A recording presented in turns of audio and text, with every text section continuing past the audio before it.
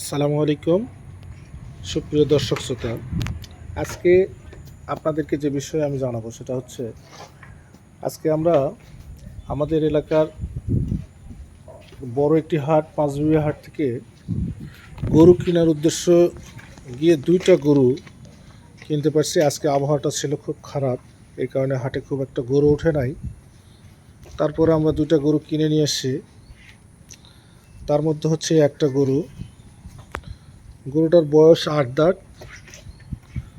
গরুটা আমরা নিছি 65,000, সঙ্গে হাসিল, ভাড়া ও অন্য দিয়ে 1,000 টাকার মতো খরচা হয়েছে, অর্থাৎ 67,000। সঙ্গে আরও একটা গরু নিয়ে এসেছি। এই গরুটারও বয়স 8 দাঁত, তবে ওটার চাইতে এই গরুটা একটু ওজন বেশি, আকারেও বড়। এই গরুটা নিচ্ছি আমরা 70,000 টাকা, এবং হাসিল, ভাড়া, অন্যান্য খরচ যা হয় আনুষাঙ্গিক, এগুলো দিয়ে আরও 1,000 টাকা। এই মিলে আমাদের খরচা হয়েছে 71,000 টাকা।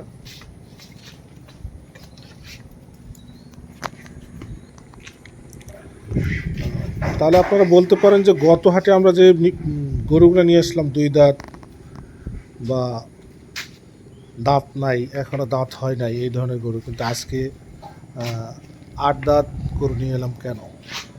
এর একটাই কারণ, সেটা হচ্ছে আমরা দেখতে চাচ্ছিলাম যে অদাঁত এবং 2 দাঁত গরু দ্রুত মাংস বৃদ্ধি হয় নাকি 8 দাঁত গরুগুলো দ্রুত মাংস বৃদ্ধি হয়।